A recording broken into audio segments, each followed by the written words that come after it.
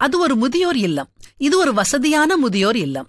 நல்ல சாப்பாடு, அழகான வசதியான ரூம்ஸ், பொழுதுபோக்கு அம்சங்கள், கேளிக்கை, விளையாட்டு எல்லாமே உண்டு.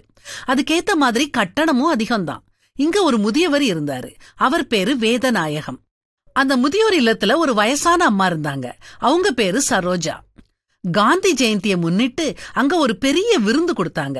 கம்யூனிட்டி ஹால்ல வச்சு எல்லாருக்கும் சாப்பாடு. வேதநாயகமும் சரோஜாவும் ஒரே மேஜையில உட்கார்ந்து சாப்பிட்டாங்க. சாப்பிடும்போது 2 பேரும் ரொம்ப அந்யோன்யமா பேசிக்கிட்டாங்க. சாப்பிட்டு முடிஞ்ச உடனே வேதநாயகம் சரோஜாவை கொஞ்ச நேரம் ஆசையா பார்த்தாரு. மெதுவா தைரியத்தை வரவழைச்சுக்கிட்டு, என்னைய கல்யாணம் பண்ணிக்கிடுறீங்களான்னு கேட்டாரு. அதுக்குள்ள அவருக்கு உடல் வியர்த்து கை கால் நடுங்க ஆரம்பிச்சிட்டது. 6 நொடிகள் யோசிச்சுட்டு அந்த அம்மா, சரி சரி நான் பண்ணிக்கிறேன்னு சொன்னாங்க.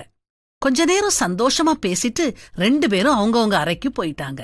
அடுத்த நாள் வேதநாயகம் குழப்பத்தோட இருந்தாரு. நாம கேட்ட கேள்விக்கு சரோஜா சரின்னு சொன்னாங்களா அல்லது மாட்டேன்னு சொன்னாங்களான்னு யோசிச்சு பார்த்தாரு. அவருக்கு கொஞ்சம் கூட ஞாபகத்துல இல்ல. தயக்கத்தோட சரோஜாவுக்கு போன் பண்ணினாரு.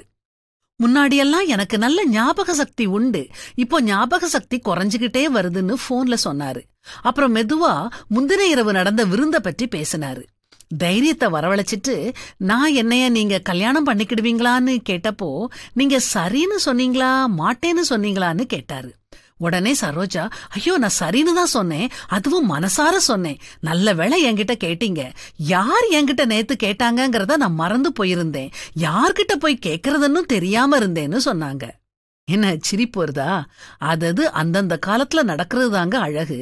இல்லாட்டி குருடனுக்கு குருடன் வழிகாட்டுற கதை தான். ஒவ்வொன்றிற்கும் ஒவ்வொரு காலம் உண்டு. வானத்தின் கீழ் இருக்கிற ஒவ்வொரு காரியத்துக்கும் ஒவ்வொரு சமயம் உண்டு அப்படின்னு வேதமும் நமக்கு சொல்லி கொடுக்குது.